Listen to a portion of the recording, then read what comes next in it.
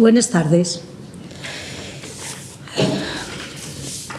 Antes de empezar, quisiera deciros que tenemos que lamentar una vez más, y van demasiadas veces ya, el asesinato de una mujer y su hija. La mujer se llamaba Mina, en Móstoles. El asesino machista se intentó suicidar, pero eso no supo hacerlo. Lo podía haber hecho mejor.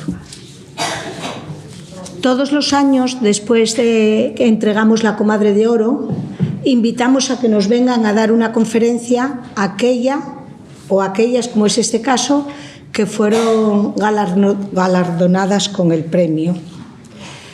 Este año, y como recogemos en el acta, fueron Comadre de Oro la Alianza contra el Borrado de las Mujeres, por su valentía en la lucha por los derechos de las mujeres basados en el sexo y la visibilización de todas las formas de discriminación contra mujeres y niñas que resultan de la sustitución de la categoría jurídica sexo por la de identidad de género, en Gijón, a 24 de febrero de 2022.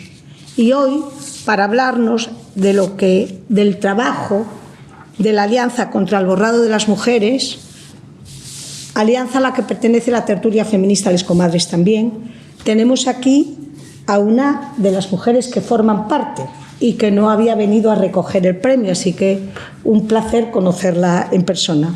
Se llama Lola Venegas, es periodista y coautora de La guerra más larga de la historia, 4.000 años de violencia contra las mujeres, y forma parte de Contra el Borrado desde su creación como integrante del equipo de comunicación y redes.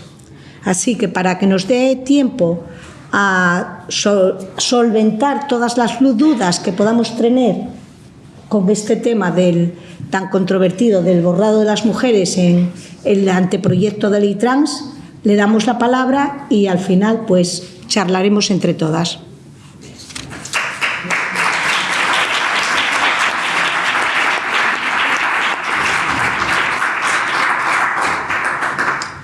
Gracias, Begoña. Bueno, buenas tardes. Primero, quiero dar las gracias a la tertulia, en mi nombre y en el de la Alianza contra el Borrado de las Mujeres, por la invitación para acompañaros esta tarde y, por supuesto, también por el premio que nos concedisteis, que fue y sigue siendo un orgullo y una alegría. Es una enorme satisfacción sentirnos parte de Les Comadres, de la tertulia Les Comadres. Hemos titulado a esta charla El borrado de las mujeres no era una ficción, y creemos que es una reflexión muy procedente en estos momentos, porque si estáis un poco pendiente de lo que está diciendo la prensa, de lo que se está hablando en las tertulias o en las redes, veréis que negar que se esté produciendo este borrado de las mujeres en la ley trans se ha convertido casi en una consigna. Estamos viendo cómo debió haber una campaña hace unos días en que algunas mujeres salieron a decir: a mí no me borra. Bueno, yo creo que no han mirado bien, porque si miran bien verán que sí, que a ellas también les borra. Entonces, ¿qué señala esto que comento en primer lugar? Pues lo primero, lo afortunado de un concepto que se ha convertido en, digamos, en argumento a favor y en contra para afirmar o negar que exista tal cosa como el borrado de las mujeres. Es un concepto que ha tenido recorrido porque sintetiza a la perfección de qué forma las leyes de libre autodeterminación del sexo legal tienen consecuencias y que esas consecuencias afectan directamente a las mujeres y a las niñas y también, como veremos luego, a la infancia en general. Si me lo permitís, vamos a hacer un poco de historia, una pequeña reflexión sobre el término borrado de las mujeres. Me ha salido. Bueno, en noviembre de 2019, por lo tanto estamos a punto de cumplir 3 años y no los acabamos de cumplir, un pequeño grupo de mujeres nos emplazamos para empezar a trabajar en la documentación, el análisis y la pedagogía sobre las consecuencias y los abusos que se derivan de las leyes que permiten elegir el sexo registral y consecuencias y abusos que ya estaban siendo visibles en otros países donde existían ya desde hacía varios años estas leyes. Pocos meses antes, en el verano de 2019, la Escuela Feminista Rosario de Acuña, que aquí no necesita presentación, había dedicado la edición de ese año al tema Política feminista, libertades e identidades.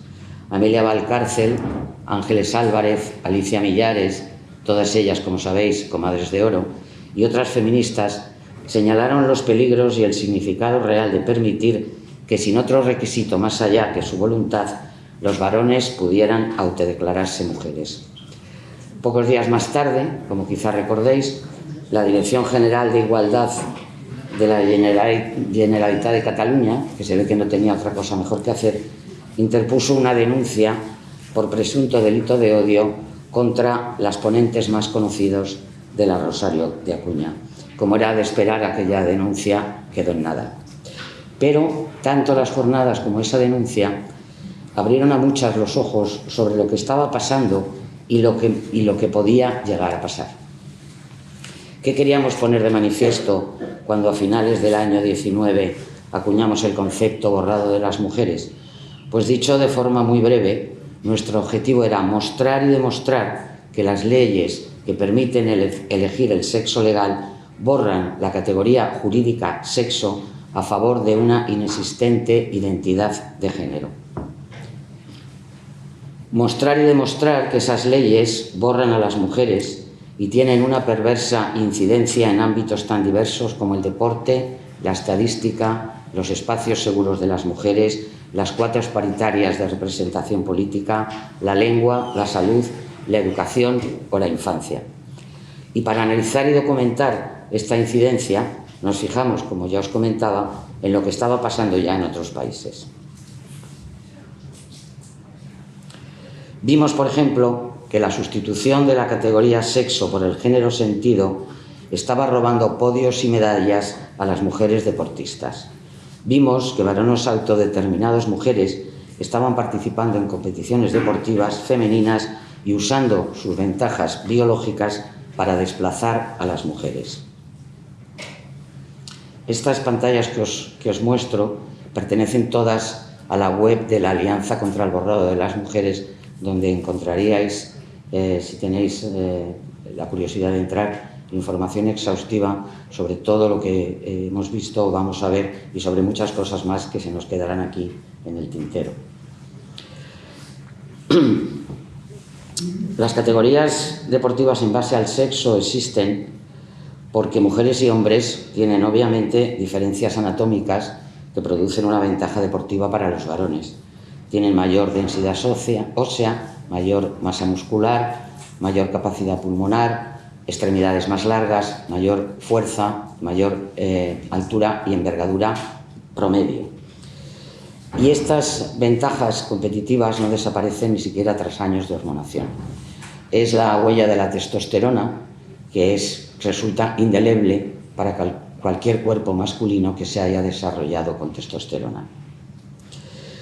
Para documentar estas diferencias anatómicas que se han llegado a negar, es decir, se ha llegado a decir que, bueno, que hay hombres altos y bajos, mujeres altas y bajas, en fin, cosas bastante disparatadas, Contraborrado ha traducido y divulgado los estudios más recientes sobre de qué forma la testosterona, reducir la testosterona en sangre, significa una reducción muy pequeña, apenas un 5%, después de 2-3 años reduciendo estos niveles en las ventajas competitivas que tienen los varones.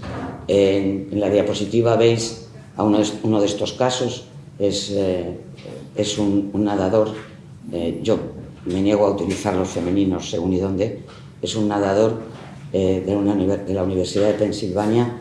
Como nadador varón no se llevó ni media medalla. Como nadador en el equipo femenino de su universidad ha arrasado en todas las competiciones, ha superado todos los récords establecidos y ahí se ve posando muy feliz de su hazaña.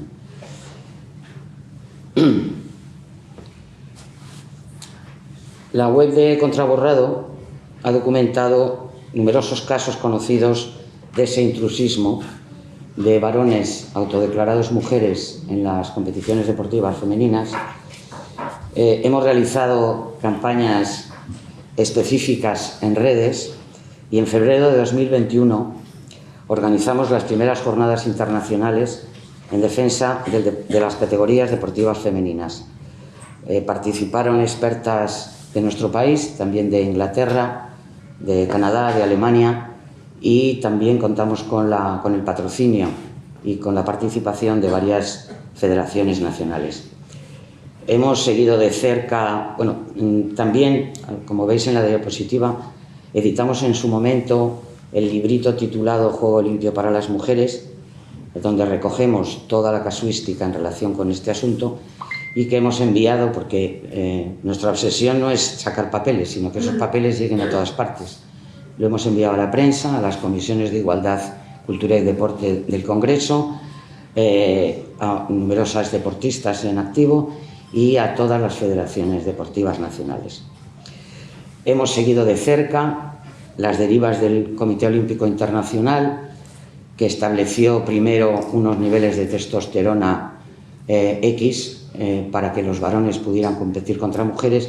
El problema no solamente es que la testosterona deja una huella que, como os decía, es indeleble, sino que es que a los varones se les pedía 5 nanomoles de testosterona en sangre, cuando la media de las mujeres es 1 y pico y raramente llega a 2. Por lo tanto, pedir 5 parecía un trato un poquito ventajoso. Luego el COI ha cambiado sus directrices y ahora lo que permite es que caso por caso se analice si ese deportista en cuestión reúne ventajas competitivas frente a sus competidoras mujeres, lo que mete a las federaciones deportivas en un lío absolutamente inmanejable. Bueno, esta es una batalla que no ha hecho más que empezar y que tendremos también en España, que tenemos ya algunos casos en España, gracias lamentablemente a lo que dice la ley trans y a lo que dicen también las leyes LGTB de las comunidades autónomas, que, aunque sea poco conocido, permiten que sea el género sentido y no el sexo el que determine la participación en una u otra categoría deportiva. Como vemos, el borrado de las mujeres en el deporte no era una ficción. La intromisión de varones no se produce solo en el ámbito del deporte.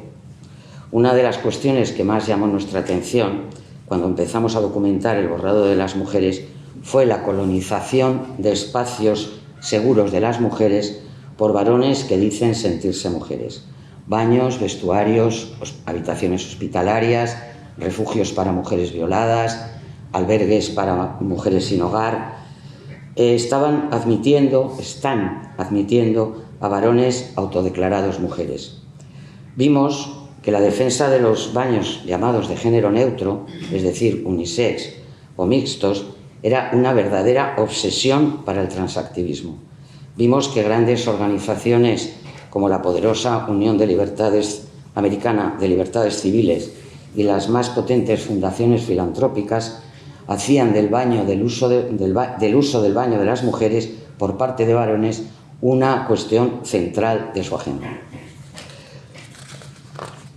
Descubrimos, por ejemplo, que en 2017 las grandes corporaciones, la mayoría de ellas tecnológicas, presentaron un informe amicus. Un informe amicus es, aquí no tenemos nada parecido, pero en Estados Unidos es un informe que presentan terceros no afectados directamente por un asunto legal, pero sobre el cual se pronuncian. Bien, pues estas grandes corporaciones como Apple, Microsoft, PayPal, IBM, Google, Twitter, se pronunciaron claramente a favor de que los baños de las mujeres pudieran ser accesibles a varones que se autodeclararan mujeres. Y entonces, como ahora nos preguntamos, ¿son los baños de las mujeres tan relevantes en la agenda del capitalismo? Pues parece que sí. Pero también supimos que las niñas en los colegios británicos están faltando a clase durante la menstruación porque han perdido toda privacidad con la generalización de los baños mixtos. Y también supimos que, según un estudio elaborado por el periódico Times, de todas las denuncias interpuestas por abuso y por acoso sexual en vestuarios públicos, un 90% de esas denuncias tuvieron como lugar vestuarios unisex, lo cual supongo que tampoco no es una sorpresa.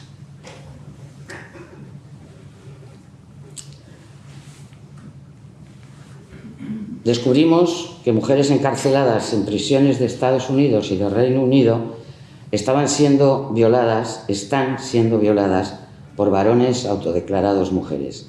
Que en Escocia presos varones se declaran mujeres no porque tengan ningún deseo real de cambiar de sexo, sino para ser trasladados a una cárcel de mujeres.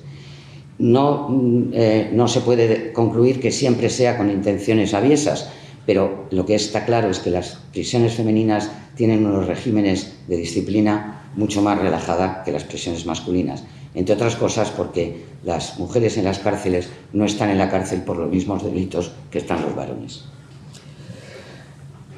Supimos también que delincuentes y depredadores sexuales transidentificados son enviados a cárceles canadienses de mujeres.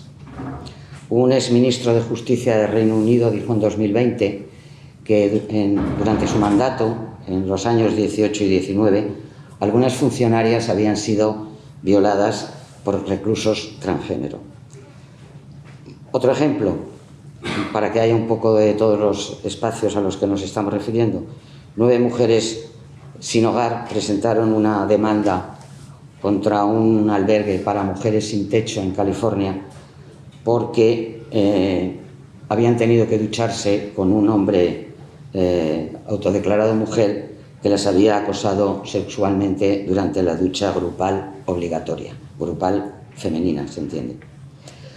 Supimos de casas de acogida para mujeres violadas en Inglaterra que estaban admitiendo a varones autodeclarados mujeres entre su personal, o que un refugio de Vancouver, como el que aparece en la diapositiva, había sido vandalizado por no admitir la presencia de varones. A ese mismo refugio se le retiraron todas las ayudas municipales por una campaña organizada por el transactivismo. Las mujeres más vulnerables en cárceles, en refugios, en albergues, las que han sufrido una violación, están siendo obligadas a convivir con varones desconocidos. Se les está diciendo que su trauma y su miedo no importa nada. Como vemos, tampoco era una ficción el borrado de los derechos de las mujeres basados en el sexo, establecidos para proteger su seguridad y su privacidad.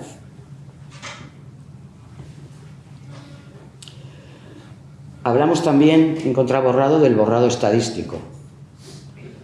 Y es que el borrado de la categoría sexo tiene otras consecuencias. Por ejemplo, en la recogida de datos para la elaboración de estadísticas. Conocer la situación real de las mujeres en el mundo, y da igual en qué ámbito, en el ámbito laboral, en la salud, en la justicia, en educación, etc., exige que se recojan datos segregados por sexo. Para tener una radiografía veraz de cuáles son los alcances de la desigualdad, es necesario que los datos estén desagregados por sexo. Así se permite, una vez conocida esa situación, se puede hacer un diagnóstico y después tomar medidas para corregir esas brechas de desigualdad. Pero si en los estudios, en los formularios, en las estadísticas, el sexo se elimina como categoría objetiva a favor de una subjetiva identidad de género que cada cual puede elegir, se hace inviable conocer la situación real de las mujeres respecto de los hombres. Y en consecuencia, luchar contra la desigualdad deviene en un imposible. Estamos ya asistiendo a la sustitución de ese indicador necesario, como es el sexo, a favor de otro indicador subjetivo y para nada válido, como es el género. Y esa sustitución solo puede tener efectos devastadores en la vida de las mujeres. Los que veis son formularios recogidos estos días atrás. Tenemos un ejemplo de un sindicato, de la Intersindical Galega, tenemos una universidad catalana y tenemos otro formulario que te da la opción incluso de no responder, con lo cual realmente no sé para qué se hacen los estudios, si puedes no responder si eres mujer, hombre o género no binario. Entonces, si el indicador sexo se convierte en irrelevante, ¿cómo se conocerá la brecha salarial? ¿Cómo se descubrirán, cómo se percibirán los distintos contratos que firman hombres y mujeres? ¿Cómo se analizarán las diferencias en el número de horas que dedican a las mujeres respecto a los hombres en el cuidado de dependientes o de infancia? ¿Cómo se estudian la diferente forma de comportarse las enfermedades en los hombres y en las mujeres? Seguro que a todas habéis descubierto muy recientemente que el infarto tiene unos síntomas completamente diferentes en los hombres y en las mujeres, pero solo nos hablan de los hombres, con lo cual cuando llega un infarto a una mujer y lo que le duele es el estómago, pues no sabe que está teniendo un infarto. Entonces, ¿cómo acabaremos, cómo haremos esa radiografía si en los estudios, en lugar de preguntar si eres mujer o hombre, te preguntas si eres de otro sexo, que no se sabe cuál es, o si eres no binario, que tampoco se sabe para qué vale? Bueno, pues esto es lo que está pasando, y en una campaña que hicimos en enero de 2021 para defender los datos estadísticos segregados por sexo y para denunciar el borrado estadístico del sexo, recibimos de muchas mujeres que quisieron participar numerosísimos formularios de ministerios, comunidades autónomas, ministerios, organismos públicos de toda condición, en los que el indicador sexo aparece junto a otras opciones, igual que otro, que nadie sabe cuál es, o igual que no binario, que es un concepto que hay mucho empeño en introducir. Como sabéis, en las enmiendas presentadas por algunos grupos parlamentarios la semana pasada, una de las enmiendas sobre las que hacen más énfasis es que la ley incluya también el concepto no binarios. Bueno, por si alguna todavía no lo sabe, no binario es quien no se siente ni hombre ni mujer, por tanto quiere ser tratado ni como hombre ni como mujer. Es así, es así. Casos tenemos muchos. Tenemos el caso del Ayuntamiento de Barcelona, que en 2019 anunció que además de las opciones hombre o mujer, en sus formularios municipales iba a permitir que se apuntara hombre trans, mujer trans y ninguna de las anteriores, para que no haya restricciones de género. En 2017 la Universidad Pública Vasca también anunció que en todos sus formularios escritos no apareciera solo sexo hombre y mujer, sino que aparecieran la tercera casilla, otras opciones, sin decir cuál. Da igual, porque aunque digas cuál, como te lo estás inventando, pues da un poco lo mismo. Como vemos, el borrado estadístico y el borrado de datos que importan a las mujeres tampoco era una ficción. Nosotros llamamos a según qué leyes de borrado de las mujeres. Bueno, a según qué leyes, a las leyes que sustituyen el sexo por el género. Al hacerlo, como resulta obvio, desaparece la causa de la discriminación y la desigualdad que padecen las mujeres en base a su sexo, y por lo tanto se pone muy difícil la lucha contra la violencia, la desigualdad y la discriminación. Nosotros al analizar las leyes de borrado de las mujeres hemos detectado que todas, a nivel nacional e internacional, siguen un movimiento en tres fases. En la primera se reconoce la identidad de género. En la segunda fase se reconoce la libre determinación del sexo registral. Sería el punto en el que si la ley trans se aprueba estaríamos a punto de entrar.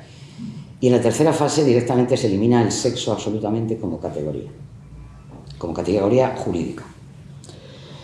Bueno, pues estas leyes que llamamos de borrado de las mujeres, que son las que permiten que cada cual elija el sexo a conveniencia, suprimen los términos mujer y madre, pero tienen como horizonte, como os decía, el borrado total de las mujeres en las leyes. Las consecuencias que esto tiene en materia de protección legal, a todos los efectos, no se nos escapan. Porque el concepto de identidad de género, que es absolutamente subjetivo, sentido, íntimo, nos aleja de todas las investigaciones previas que señalan el sexo como la base de la violencia, la discriminación y la desigualdad que padecen las mujeres por el hecho de nacer mujer. Una reflexión bien argumentada por el feminismo que hoy se pretende desactivar.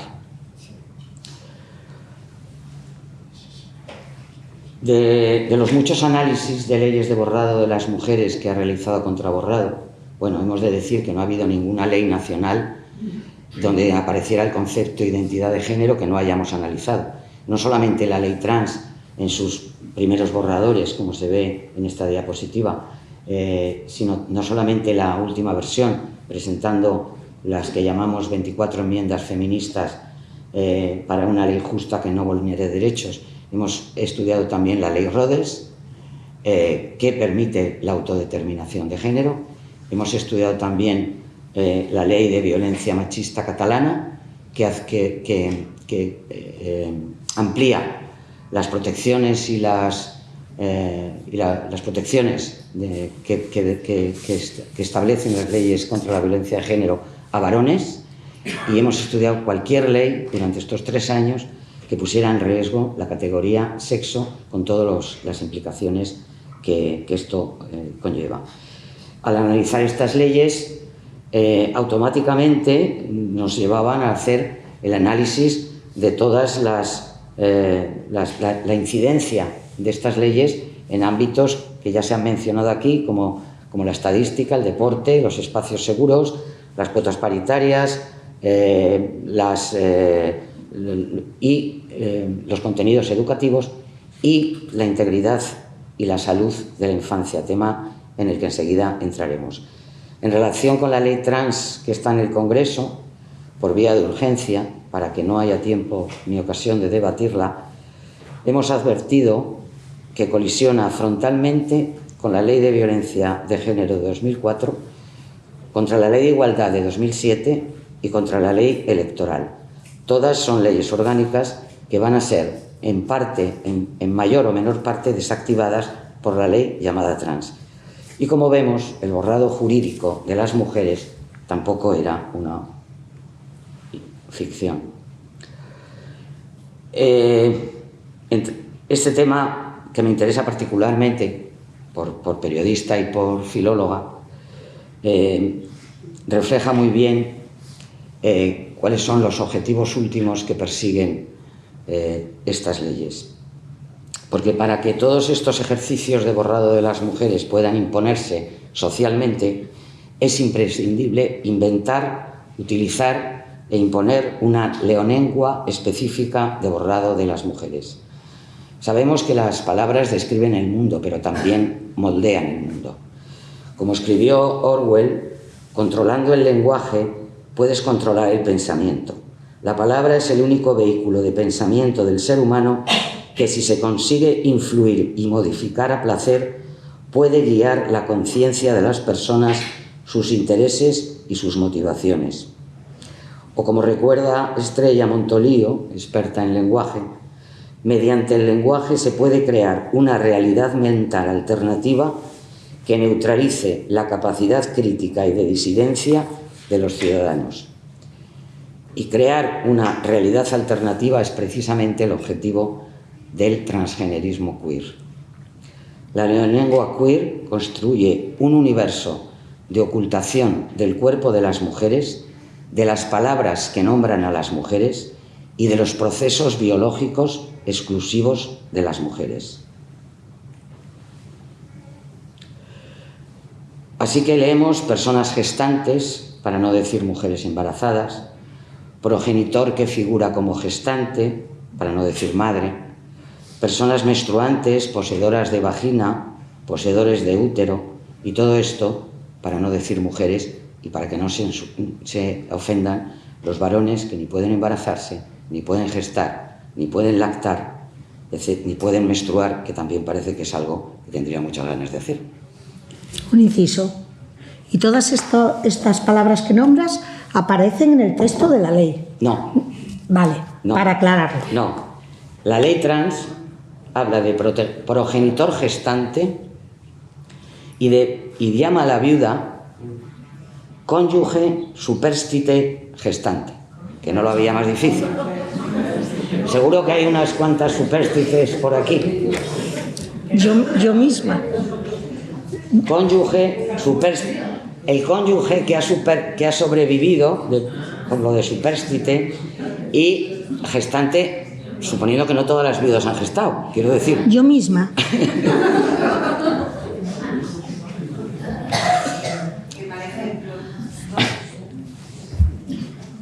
Bueno, pero también vimos hace un par de días No solo era para aclarar esto, porque luego saldrán preguntas, pero a veces... se mencionaba inmediatamente. Vale, venga.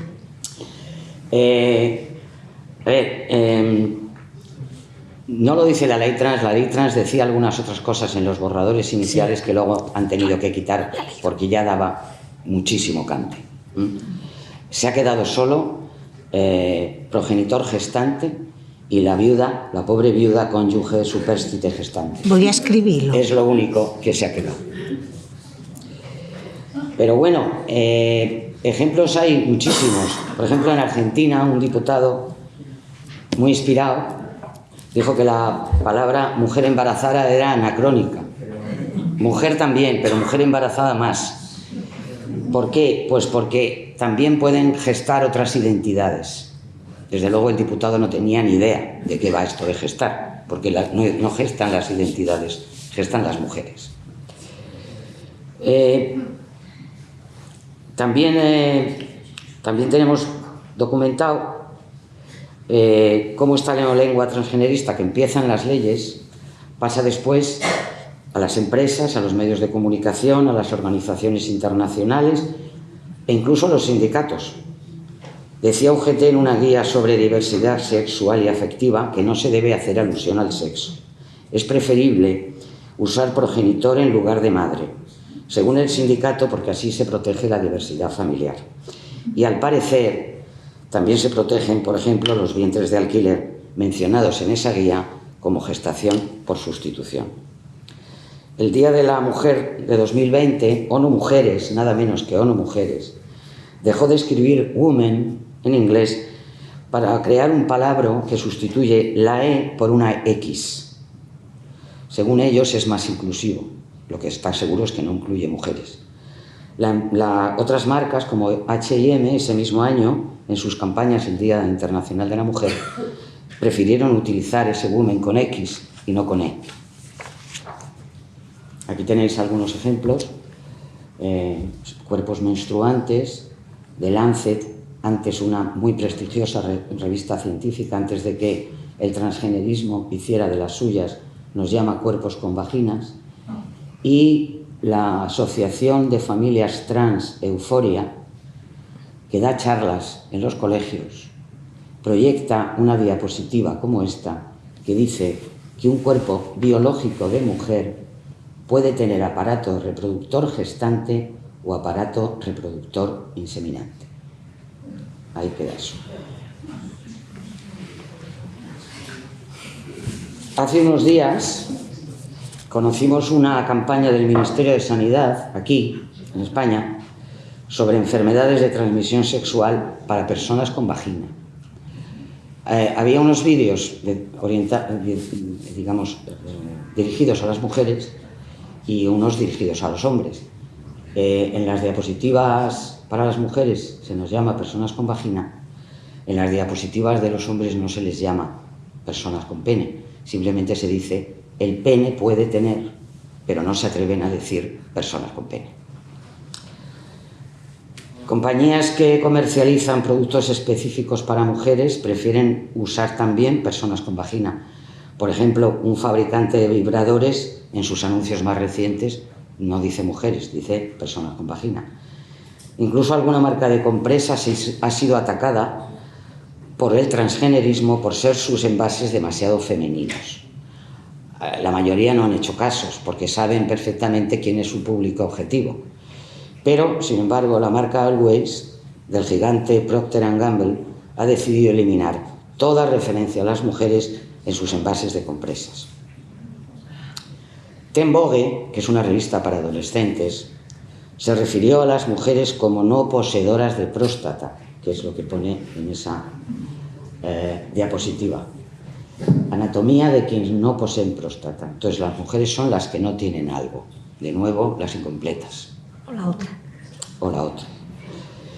Pero incluso el muy misógino persona con vagina puede resultar insuficientemente insultante para algunas organizaciones. Concretamente, en la guía Sexo más seguro para cuerpos trans, se dice lo siguiente: orificio delantero. Os prometo que esto está publicado, ¿eh? Orificio delantero. Usamos esta palabra para referirnos a los genitales internos, a veces denominados vagina. Vagina. Usamos esta palabra para referirnos a los genitales de las mujeres trans que han sido sometidos a cirugía. Por si hay alguna duda, las mujeres tenemos orificio, los varones autodeclarados mujeres tienen vagina. La tengan o no. Y esta guía no está hecha por 4 locos, está hecha por Human Rights Campaign, que es el mayor grupo de presión a favor de lesbianas, gays, bisexuales y transgénero de los Estados Unidos. Estamos en un momento en que nada que mencione los procesos biológicos exclusivos de las mujeres está a salvo. Quizá os hayáis fijado como en las recientes manifestaciones y declaraciones en defensa del derecho al aborto en Estados Unidos, la palabra mujeres ha sido sustituido por gente que aborta. El transgenerismo pretende que las mujeres volvamos a ser lo otro, lo que se define como no algo, las incompletas, a falta siempre de algo, a falta siempre en relación con los varones, por supuesto. Así debe entenderse el perverso término mujeres cis, definido frecuentemente como las que no son trans. No hace falta señalar que esta neolengua de borrado de las mujeres no tiene equivalencia ni parecida en el caso de los varones. En ningún sitio hemos visto referirse a ellos como poseedores de pene, personas con próstata o gente que no menstrua. La misma revista de Lancet que veíamos hace un momento publicó en fechas muy próximas un artículo sobre el cáncer de mama, sobre el cáncer de útero, donde se refería a las personas que tienen útero, y en un artículo equivalente sobre el cáncer de próstata en ningún momento se les ocurrió prescindir de la palabra hombres. Por lo tanto, esto todo nos da una pista de por dónde van todas estas cosas, de los lenguajes inclusivos que incluyen a varones para excluir a mujeres.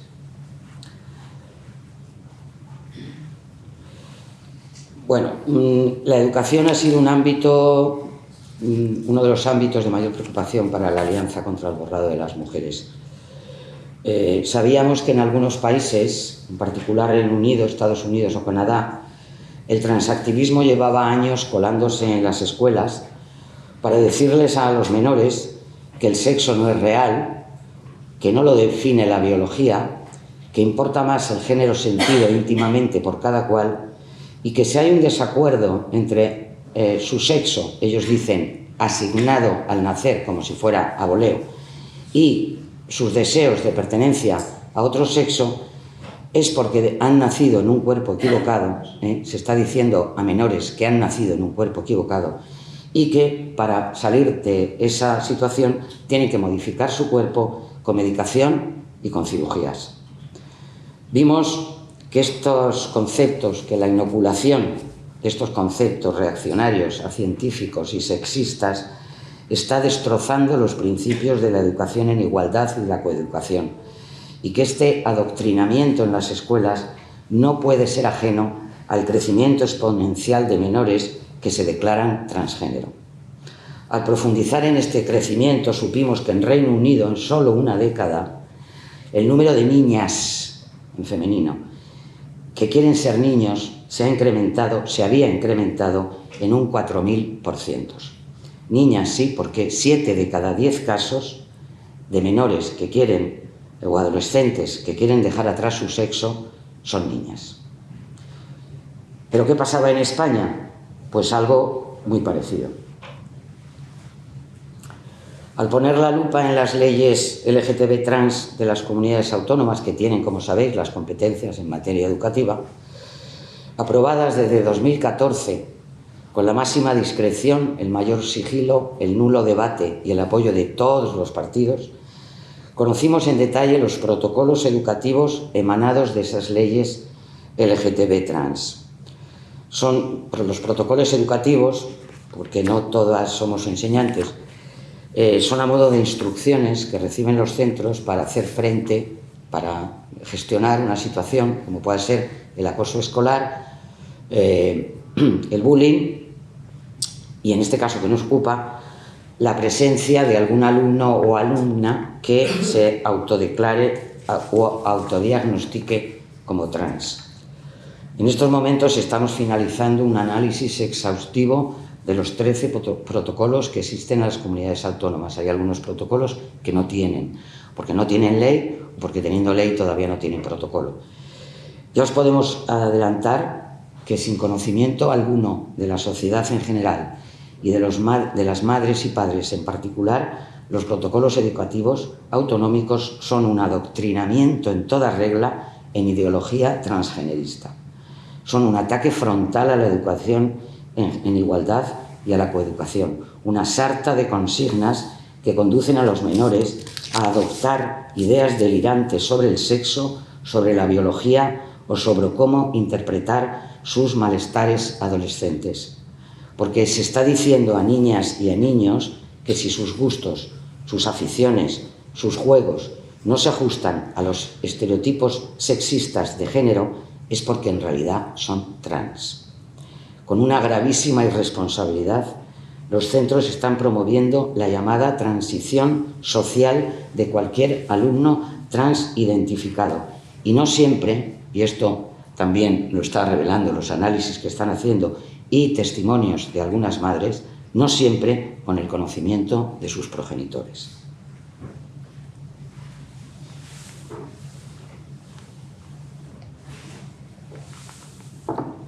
En el 38% de los protocolos, por ejemplo, como reconoce el propio articulado, han sido asesorados por organizaciones transactivistas.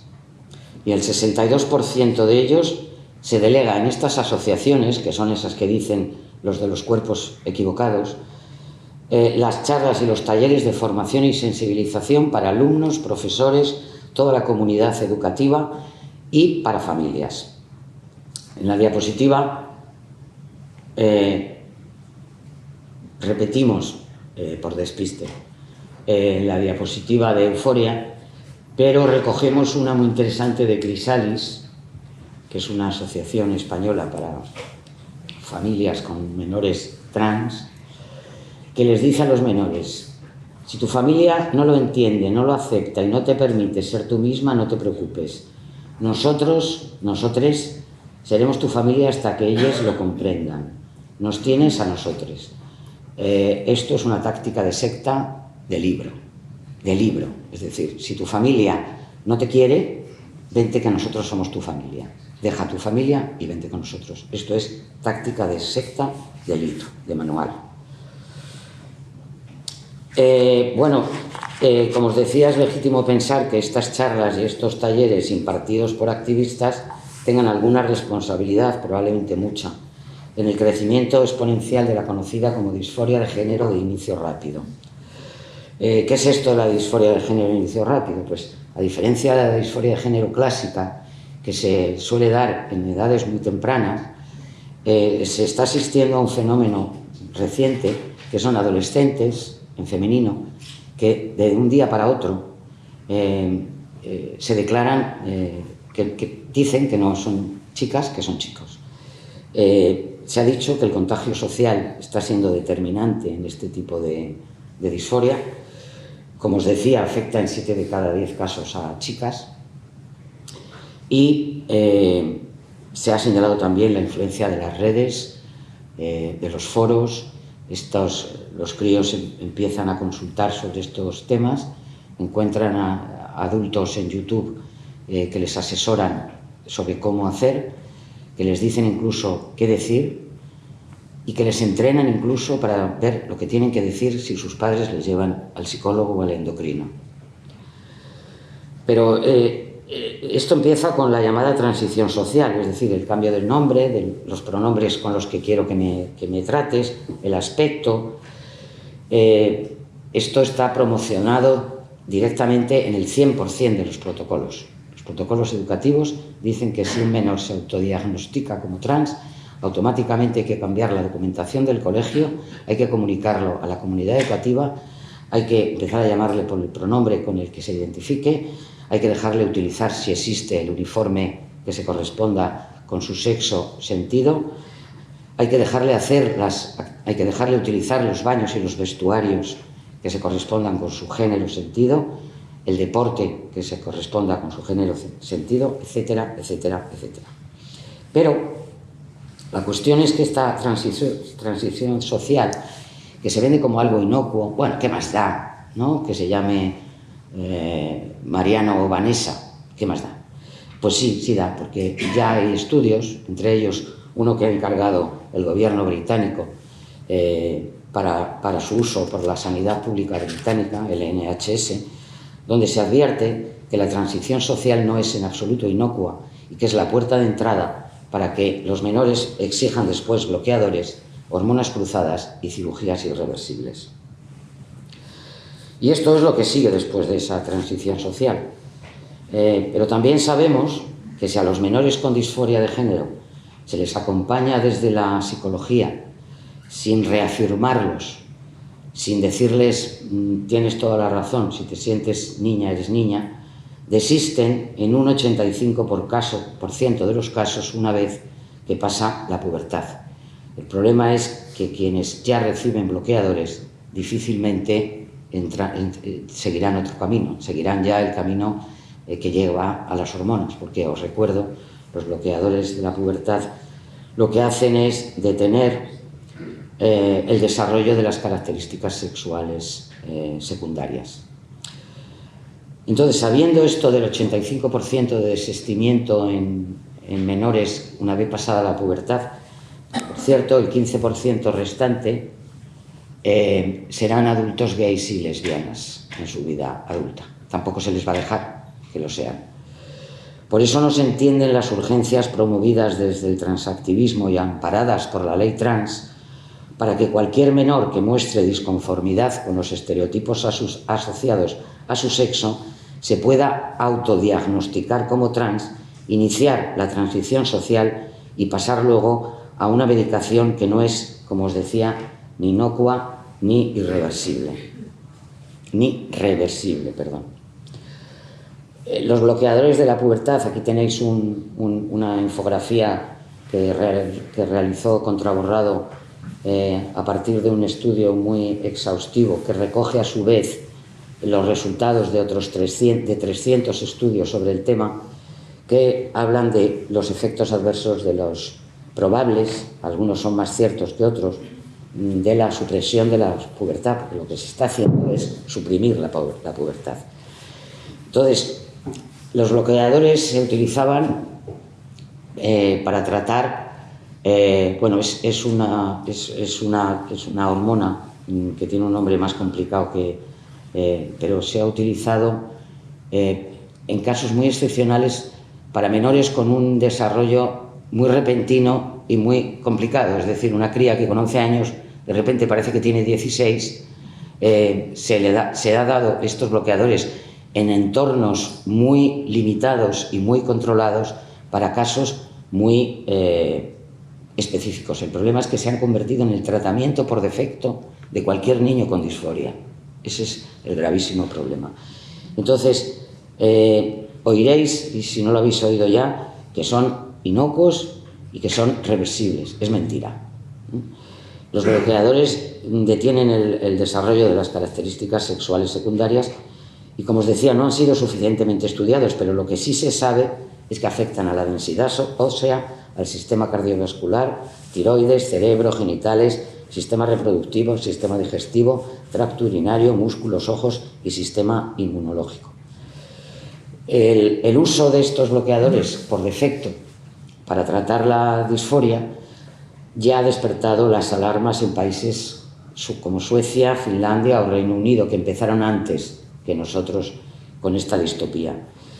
Y lo que ha pasado es que en el último año estos países han puesto límites severos a la prescripción de bloqueadores, se limitan a entornos de investigación y bajo una estricta supervisión multidisciplinar que incluye, por supuesto, psicólogos y especialistas en salud mental, porque no se ha dicho, pero es buen momento para decirlo, muchísimos de estos menores, adolescentes, mejor, que dicen de un día para otro que no quieren pertenecer al sexo en el que nacieron, tienen en un 30 y tantos % trastornos del espectro autista y otras neurodivergencias, como se dice ahora, han sufrido abusos sexuales o abusos de bullying, tienen dificultades de encaje y de relaciones sociales, y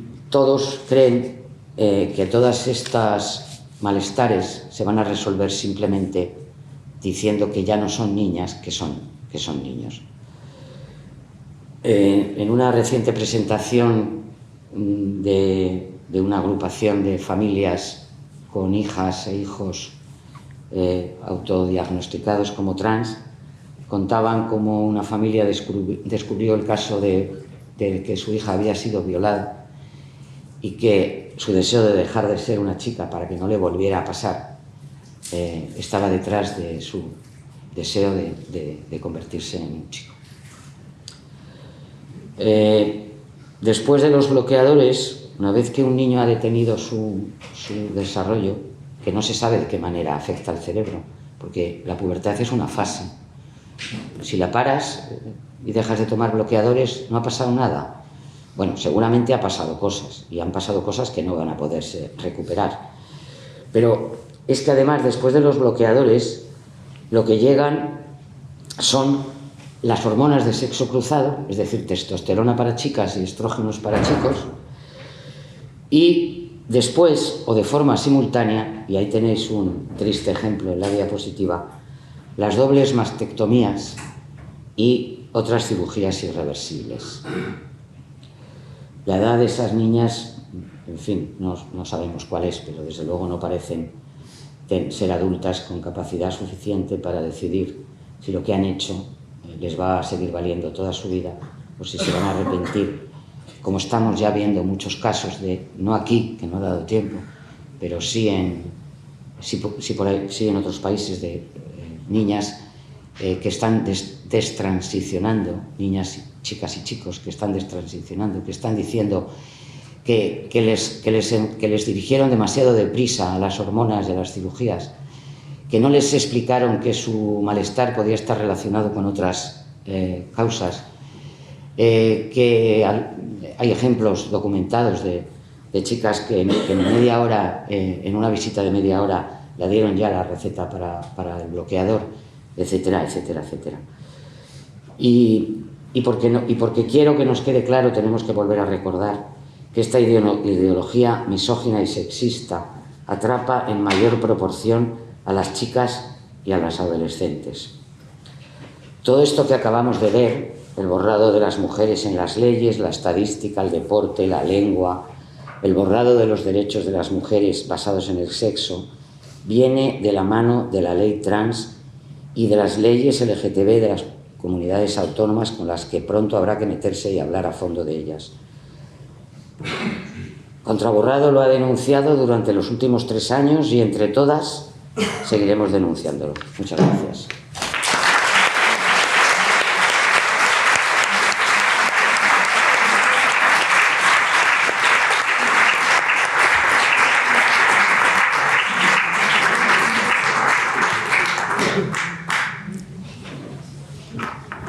Tomamos aliento y empezamos con el coloquio.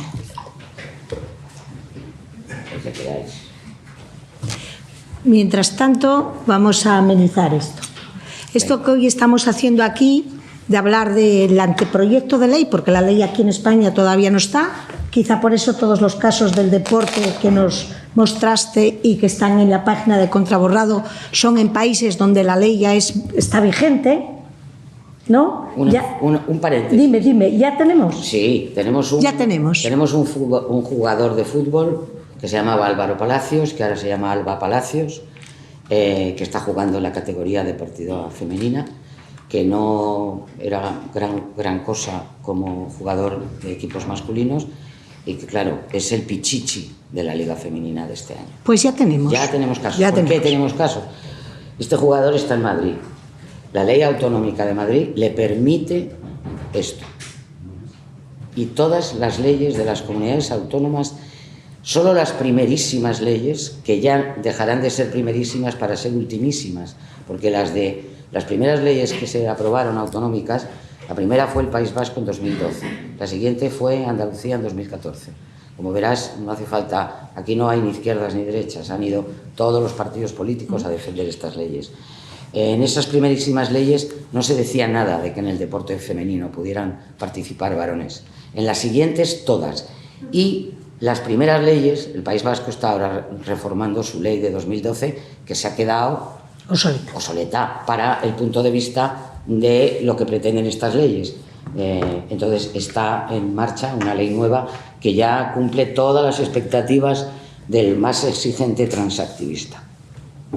Yo quiero recordar, seguro que de las comadres lo recordaréis todas, que había una niña en Gijón que jugaba muy bien al fútbol en equipos que no eran ni profesionales ni nada, que eran colegios, jugaba muy bien al fútbol y entonces cuando quería jugar con un equipo de niños, federarse con él, como era niña, no se le ocurrió decir que se sentía un niño, pues no la dejaron. Recordaréis que le dimos el felpeyu a la Federación Asturiana de Fútbol, ¿eh? O sea que solo tienes que decir cómo te sientes y es así de fácil. Pero si tú vas y dices, soy mujer, juego muy bien al fútbol, quiero jugar con un equipo masculino o mixto, porque yo hubiera querido que hubiera más niñas, no se podía. Pero es que y ahora, fíjate. Este problema a la inversa no se da porque las jugadoras no son competitivas en equipos masculinos. Por lo tanto, es que no se da. Hay un caso, no es en Madrid, no sé dónde es, de una jugadora, es el caso contrario, es una jugadora que está en transición. Bueno, yo he visto las fotos, tiene barba, pero no quiere competir en equipos masculinos porque sabe que ahí no es competitiva, está jugando en un equipo femenino, claro. Sus compañeras, que están cerrando los ojos a una injusticia, no ven problemas, pero los equipos contrarios que los que lo ven, porque esa persona está tomando testosterona, por lo tanto está dopada. Eso se llama dopaje de género, no dopaje con otras sustancias, pero tomar testosterona no con el fin de ser más competitivo, sino con el fin de hacer su transición, vamos a llamarle. Sí, pero de hecho está jugando con muchísima ventaja. Y esto es injusto para los otros equipos. Ver las fotos, es una persona o sea, la testosterona deja huella, pero es que la testosterona empieza a funcionar muy rápidamente. Lleva 3 años con testosterona. Aparte de barba, tiene unas piernas como columnas dóricas. ¿Alguien se anima? Preguntar cualquier duda, por favor. Digo que no es una reflexión que llevo dándole vueltas y me gustaría saber en tu opinión y la opinión de más gente. Hay dos cosas en todo este fenómeno que aparte de las obvias, que me faltan, pero hay dos cosas que me sacuden incluso desde mi formación de antropóloga. Primero, porque esto es absolutamente irracional. Tengo un amigo que cuando se hace muchas tonterías y dice, estamos en el fin de la caída del Imperio Romano, dentro de nada vienen los bárbaros. Pues esto es una fase de dentro de nada vienen los bárbaros, porque esto va contra todo modelo evolutivo, racional, etc. Está ocurriendo, y está ocurriendo y todos los partidos la apoyan. Entonces, dos cosas. Uno, ¿por qué a las mujeres nos ha resultado tan costoso, a lo largo de tantos siglos, la lucha por la igualdad? Incluso, ¿por qué la homosexualidad ha sido perseguida en nuestro modelo civilizatorio durante tanto tiempo y ha sido tan costoso conseguir avanzar? Y esto está entrando con esta extraordinaria facilidad. Y no me digáis, la respuesta es que tiene mucho dinero. Hay muchos eso también, muchas cosas. Eso no solo explica... Eso también. No explica... Eso es un elemento, pero explica cambios culturales. Y el otro tema que sí que me tiene absolutamente muy inquieta, yo le doy a esto 10 años antes de que entre en crisis total. Pero ¿quién va a ser el que se haga con el protagonismo, quien lleve la respuesta a esto? Desde luego no van a ser los partidos de la izquierda, no va a ser el feminismo que ha quedado roto y quebrado duramente con este tema, no va a ser los partidos demócratas, va a ser Meloni, Vox, Trump, etcétera, etcétera, porque son los que dan la impresión que están dando el sentido común para la gente normal. Me inquieta mucho y es que me gustaría que me dierais claves de por qué. ¿Por qué de repente cientos de diputados, de consejeros, de médicos, de profesores, etcétera, se han vuelto gilipollas? O sea, así directamente. O sea, ¿por qué se ha aceptado esto con esta facilidad pasmosa? Porque no creo yo que todos los parlamentos estén comprados, los otros no sé cuántos, es decir, aparte de la propaganda, los periodistas, lo que quiero decir. ¿Por qué se ha aceptado desde pensamientos democráticos de la izquierda algo que es absolutamente irracional, que va contra 600 años, millones de años de evolución? Es decir, el tema binario tiene más de 600 millones de años. Es decir, ¿qué es lo que está pasando? O sea, ¿qué mecanismo? Bueno, yo creo que es que están pasando muchas cosas. La primera cuestión es que esto se está vendiendo como una cuestión de derechos.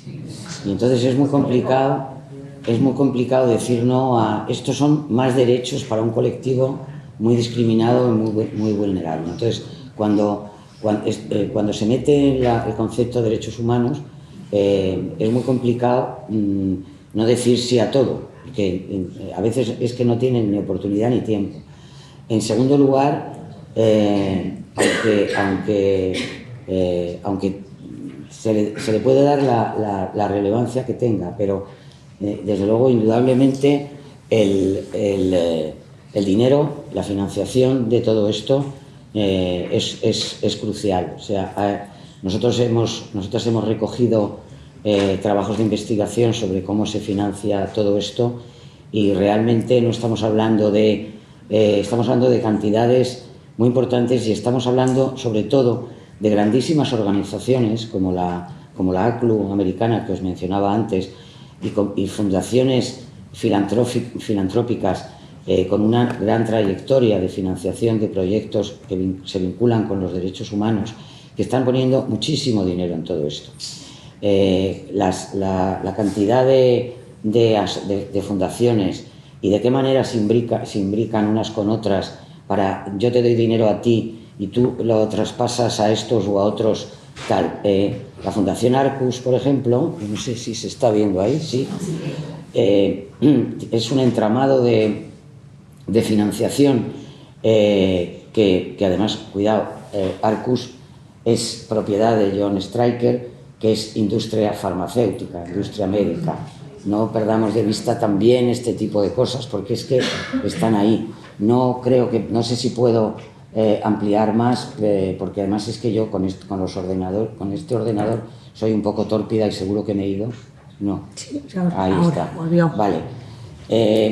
Aquí se ve cuáles son las donaciones de la Fundación Arcus, pero ojo, todas estas donaciones son solo para el tema que nos ocupa, ¿eh? No estamos hablando de que done, porque Arcus es un caso muy curioso, tiene dos líneas de financiación, una es esta y otros son los orangutanes de Tanzania, sin que tenga nada que ver ni sin que esto signifique ninguna clase de chascarrillo, no. Es que es así. Pero aquí le vemos, o sea, aquí vemos que financia la Open Society de Soros, pero es que la Open Society a su vez financia a otras fundaciones, por cierto, algunas de ellas en España, algunas de las organizaciones transactivistas están financiadas por Soros, que lo dice Soros en su página. Vemos aquí cómo se financian en la academia, se financian estudios de género. En este caso hemos escogido solamente algunas, la página de la Fundación Arcus, las donaciones son absolutamente inabarcables, para resumirla. Son cientos y cientos de páginas que repiten muchas veces subvenciones. Encuentras que están subvencionando a un grupo trans en Kenia, en el Caribe, en todas partes.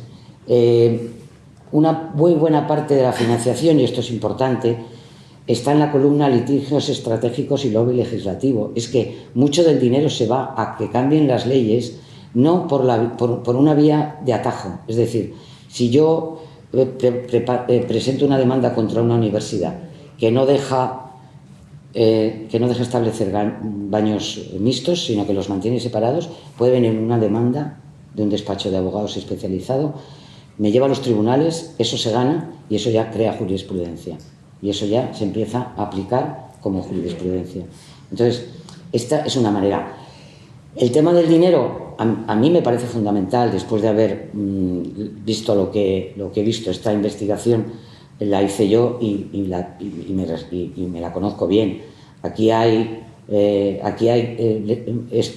Lambda Legal es un despacho de abogados que solo se dedica a este asunto, a litigios estratégicos, para conseguir baños de género neutro y deporte en cuanto al género, especializado en esos dos temas. Veríamos muchísimo más, pero tampoco es cuestión. Luego hay una cuestión. La prensa tiene un papel fundamental en todo esto. La prensa llamada progresista se ha resistido a hablar de este tema hasta que ya ha estallado hace 15 días por el tema de menores, fundamentalmente. La prensa empieza a hablar ahora, ha estado callada durante años. Hay un documento consultable del despacho de abogados Dentons, que ellos dicen que son el mayor del mundo. Tienen, desde luego en España tienen varias sucursales. ¿Cómo se llamaba la diputada del PP? ¿Tocino? Sí. Trabaja en Dentons. Isabel Tocino. Isabel Tocino. Es decir, es un pedazo de despacho de abogados. Hizo con la Fundación Reuters también unos muertos de hambre. O sea, la Fundación Reuters es el grupo de comunicación, uno de los grupos de comunicación más grandes del mundo, más una organización LGTB. Hicieron un informe que es sobre estrategias para los grupos de presión que quieran sacar adelante leyes de identidad de género. Bueno, una de las estrategias recomendadas era ocultar a la prensa las consecuencias de estas leyes, apalancarlas a un tema apalancarlas junto a otros bloques de derechos, como por ejemplo el matrimonio homosexual. En Dinamarca se apalancó este tema a la defensa del matrimonio homosexual, salieron en paquete y se aprobaron. Y tercero, hacer lo posible para que los padres no tengan nada que decir respecto a los deseos de transicionar de sus hijos. Esas eran algunas de las claves que dan estos gigantes, porque son gigantes en lo suyo, tanto Dentons como abogados, como la Fundación Reuters, como conglomerado de comunicación. El tema del ocultamiento también funciona. El tema de mucha gente que cree que de verdad está apoyando un tema de derechos sin plantearse si esto colisiona o no con otros derechos, como de hecho nosotras pensamos que colisiona. Pero es que de esto no está nada libre. De esto no se libra nadie. Tú has mencionado la antropología. La antropología queer está revisando absolutamente el tema, diciendo, cuando encuentra una tumba con un ajuar, con un cuerpo de mujer y un ajuar de armas, ya le califica directamente como trans. Esto es verdad, te lo prometo. Más causas, no sé. La inclinación de las mujeres a cuidar de todo el mundo, supongo que también ayuda. Quiere decir que hay muchas mujeres defendiendo con mucha garra todo esto. Otra cosa, está llamando... yo no estoy de acuerdo con que hay una parte del feminismo que defiende esto. El feminismo tiene una agenda que es muy clara. Es contra esa abolición de la prostitución, abolición de los vientres, abolición de la pornografía, abolición del género. Si hay grupos que no quieren abolir la prostitución porque dicen que es peor que se han despertado hace 3 días respecto a los vientres de alquiler y que dicen que el porno es empoderante y que el género es una identidad, yo no sé dónde está ahí el feminismo. A mí no me aparece por ninguna parte. Para mí que son troyanos en el feminismo, son entristas. Pero no sé, pero aunque sea, me voy a arriesgar a decirlo, yo creo que no son feministas, no pueden serlo.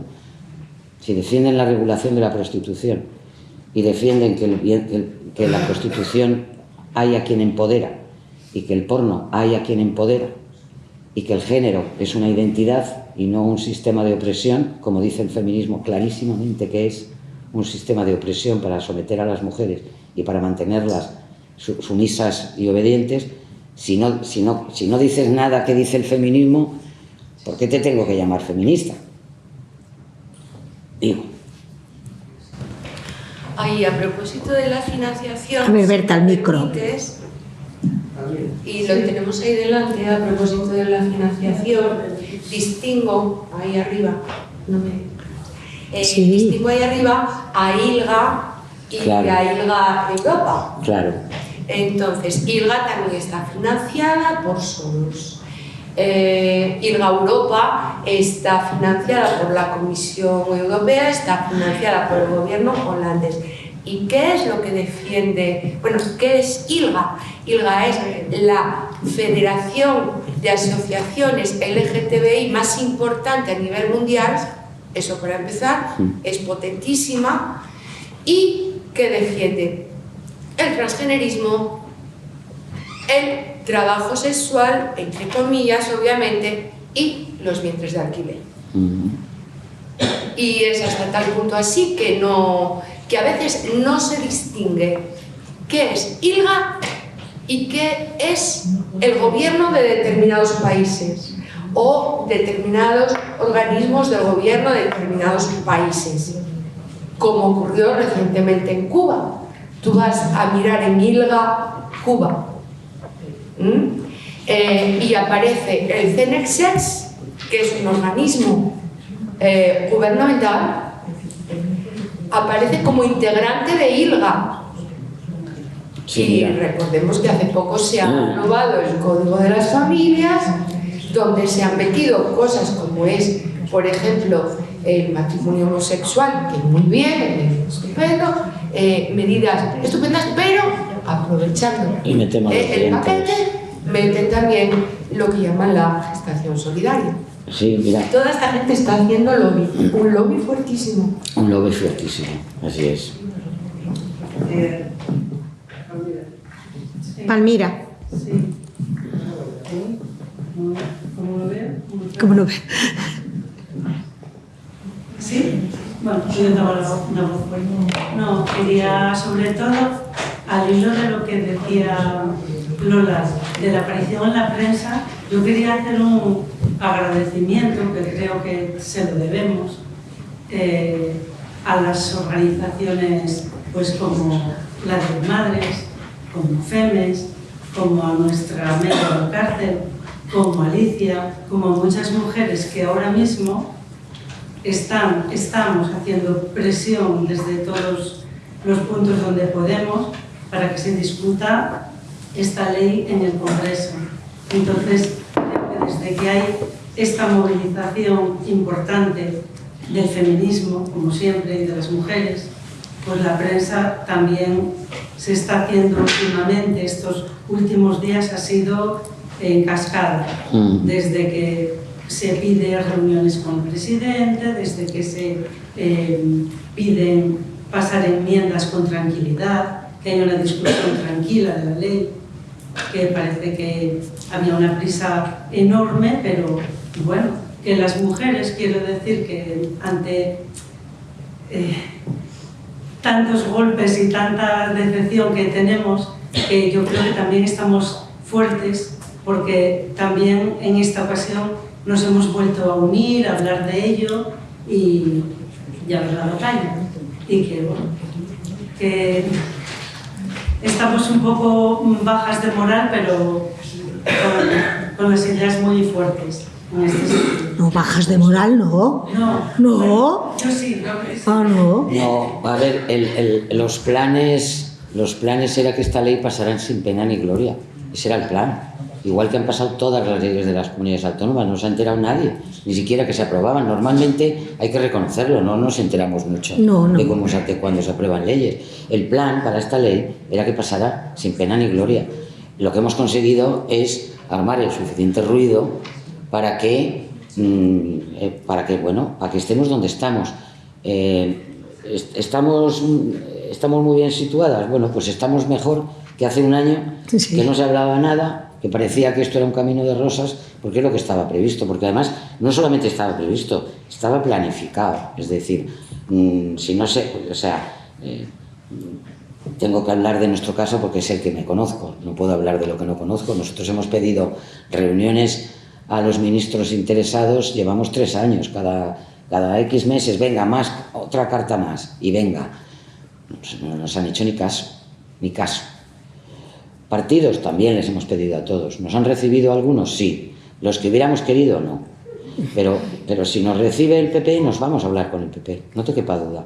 ¿Por qué? Pues porque tenemos que contar lo que nos parece que tiene que ser contado y escuchado. Entonces, a mí me encantaría tener, si el PP se convierte en un aliado oportunista o no, quiero decir, oportunista o no, pues no puedo hacer nada, pero si el PP presenta enmiendas que mejoren lo difícilmente mejorable, porque esta ley no hay quien la mejore.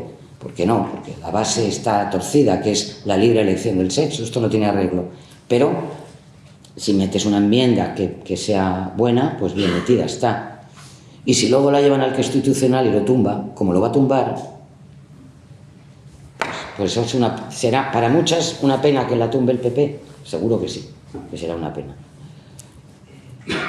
Pero es que se lo han puesto muy fácil, por otro lado. Quería agradecer el trabajo tan riguroso, inmenso que habéis hecho desde vuestro grupo y también muy especialmente la comunicación de hoy. Bueno, todo ello nos reafirma en el acierto que tuvimos en distinguiros con la Comadre de Oro 2022. Creo que sabíamos que era muy merecida, pero cuando has expuesto ese trabajo todavía nos reafirma más. Y creo que ya lo mencionaste, pero hemos cometido un error de estrategia y táctico tremendo al no oponernos, al no haber sido activas en la oposición en las distintas comunidades autónomas a las leyes autonómicas, que como tú dijiste, ya es lamentarse, ¿no? Pero pasaron sin pena ni gloria. Y en ellas apoyan muchos grupos ahora para decir, pero si esto ha sido aceptado por el PSOE, por el otro, y por tanto creo que la verdad es que ha sido tremendo no haber sido conscientes de la importancia de concertarnos como mujeres que se oponían a ello, pero bueno, que muchas gracias y ninguna pregunta más que agradecerte ese trabajo y que transmitas al grupo lo haré, no te quepa duda de que lo haré. Muchas gracias. Pues ahora vamos a hablar de otro apartado del anteproyecto de ley. Vamos a hablar de las multas. Multes en asturiano, que no en moderne. Porque ahora tienes que hablar y si eres asturiana tienes que explicarte que tú lo terminas en es, porque aprendiste a hablar terminándolo en es. Así que vamos a hablar. Esta ley, en vez de tener la parte esa pedagógica que debieran de tener todas las leyes, tiene una parte que es muy interesante, por lo cual ya os aviso que por estar aquí hablando de esto, amén de llamarnos transfobas, eso de entrada, eso fijo, fascistas, eso también. A continuación, nos puede caer una estupendísima multa. Ahora todavía no, porque todavía la ley no está en vigor. Entonces, vamos a hablar de por qué tienen, si es una ley tan de derechos, tan estupenda, tan que no nos va a borrar a las mujeres, ni va a hormonar a la juventud, ni va a hacer nada, ¿por qué tienen que tener estas multas y quién pone las multas? ¿Nos lo cuentas? Bueno, vamos a ver. El catálogo efectivamente de sanciones de la ley es tremendo, desde las leves a las graves a las muy graves. la acusación de transfobia no va a necesitar grandes fundamentos, porque además en esta ley la carga de la prueba recae en la persona que ha sido acusada. Es decir, eres tú quien tiene que demostrar que no has querido hacer o pensar o decir. Esto ya de entrada es complicado, lo de la carga. Lidia Falcón lo tuvo que hacer ya, en Madrid, porque en Madrid tienen la ley muy moderna. Sí, claro, es que las leyes autonómicas llevan unos cuantos años. Lo que pasa es que la diferencia está en que esas leyes autonómicas, Paloma Paz decía, las leyes autonómicas que están ahí y no han pasado nada. Bueno, es que esas leyes autonómicas no pueden reconocer el cambio de sexo registral, por lo tanto, llegan a donde llegan. Sí dicen reconocer el derecho de autodeterminación, sí, pero es como si yo reconozco el derecho de autodeterminación de Ruanda, no vale para nada. Es decir, lo que importa es si después eso se puede sustanciar en ir al registro y cambiar, y eso las leyes autonómicas no pueden hacerlo porque no tienen competencia. Entonces, dicho esto, las sanciones las hay desde leves, de multas de 2.000 euros, que no está mal, pero es que hay multas de hasta 150.000 euros, que es una barbaridad, que es lo que le pidieron a una psicóloga sevillana, Carola López Moya, que tiene una consulta. Carola tiene una hija con una parálisis cerebral o algo similar, terrorífica, por violencia obstétrica. Entonces está especializada en acompañar a madres que han perdido a su bebé al poco de nacer o que han tenido bebés con problemas físicos importantes. A eso se dedica, no se dedica a otra cosa. Pero en redes hace comentarios sobre la ley trans. Bueno, como los hago yo, o como las harán muchas personas en esta sala, o no, a criterio de cada cual. Y entonces hubo 2 asociaciones de Andalucía que la acusaron de practicar terapias de conversión. No puede practicar terapias de conversión, no trabaja con personas transexuales, ni con menores, trabaja con mujeres en duelo. Por lo tanto, vale, pues la denuncia ya está presentada. Y se agarraban a la ley andaluza para pedirle una multa de 120.000... Bueno, calificaron su delito como muy grave, y eso, en una consulta de una profesional, un delito muy grave es 5 años de cese de actividad y 120.000 euros de multa. Claro, ¿cuál es el miedo de este tipo de articulado? Pues que quién se va a atrever a decir ni mu si te va a venir una denuncia y si un crío, una familia lleva a su hijo a la consulta del psicólogo y el psicólogo, en vez de decirle a los padres, lo veo clarísimo, su niño es trans, y en vez de eso le dice, vamos a ver, vamos a ir despacio, vamos a averiguar, vamos a hacer el trabajo de acompañamiento psicológico que yo desconozco. Es que a esa persona le puede venir una denuncia y le pueden absolutamente arruinar la vida. Entonces, el capítulo de sanciones de la ley es francamente brutal. Desde luego, está redactado con objetivos evidentes de mordaza y de silenciar. O sea, nosotros decimos que esta ley es otra ley mordaza, porque con estos miedos a esas multas, pues es que efectivamente a Alicia Millares le han suspendido una charla en la Casa de las Mujeres de Santiago de Compostela hace una semana, acusándola de mensajes de delito de odio. Es que esa acusación se está lanzando con tal alegría que ya digamos, en la acusación está el estigma. Una vez acusado ya tienes el estigma. Y claro, ¿qué es odio? O sea, que yo diga, lo siento, pero el sexo no se puede cambiar, eso es odio. Según la ley, sí. Según la ley, eso es odio. Pero Bueno, ahora se puede decir, veremos con la ley trans, pero bueno, habrá que seguir diciéndolo, como lo dicen las feministas de otros países, y lo dicen porque hay que decirlo, que el sexo, que solo hay dos sexos, que no es un espectro, que no se puede cambiar, que están todas las células y en todos los cromosomas, que puedes ficcionar, que puedes aparentar, pero que las cosas son como son. Entonces eso se va a considerar odio. Bueno, pues es una incógnita saber lo que va a pasar con esas Porque zonas. estas multas, que sepamos, no existe ninguna otra ley de que podríamos considerar de sociales. No existe la de la ley de interrupción voluntaria del embarazo, por eso están a las puertas de las clínicas insultando a las mujeres y llamándolas asesinas, y no solo no es que les multen, que podían, sino que los dejan estar allí hasta... Sí. O en la ley de igualdad no multan si algún organismo o alguna ley, todo se procurará, se pedirá, siempre mendigando. Sí. Y resulta que ahora viene esta y lo de las multas es aplastante, porque además no las pone un juez. No, es una O sea, autoridad que no- administrativa. Es una autoridad administrativa, entenderlo, no es un juez.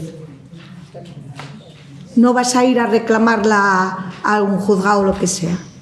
Está escrito, eso sí está escrito. Lo del lenguaje lo cambiaron. Lo cambiaron porque, claro, tenían que lo cambiar. Quitaron alguna cosa. En el primer borrador... Dejaron eso de la viuda. Exacto, dejaron lo de la viuda, pues lo que yo no me puedo aprender de nombre. Pero lo de las multas no lo cambiaron. No, las multas nos han tocado. Es más, pueden castigar a el centro por dejarnos hacer la charla. Sí, claro. A ver dónde vamos a ir a pedir.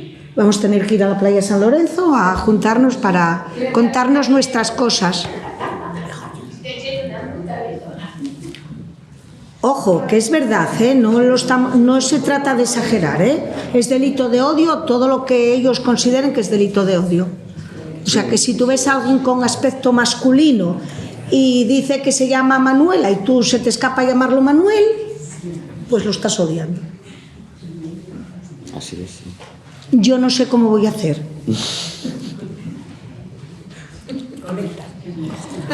Bueno, pues no será fácil, pero... No será fácil, pero lo intentaremos. Pues como veo que hay gente ya, que son las 9 y os estáis levantando, voy a anunciar la próxima actividad, que es una visita guiada a la exposición de Mabel la Bandera, el juego de la pintura, a las 6:30 de la tarde del próximo jueves día 10 en el Museo Barjola. Además de Mabel, que va a estar allí con nosotras naturalmente, también estará Santiago Martínez, que es el comisario de la exposición. Quedáis invitadas, quedáis invitados. 6:30 de la tarde, Museo Barjola.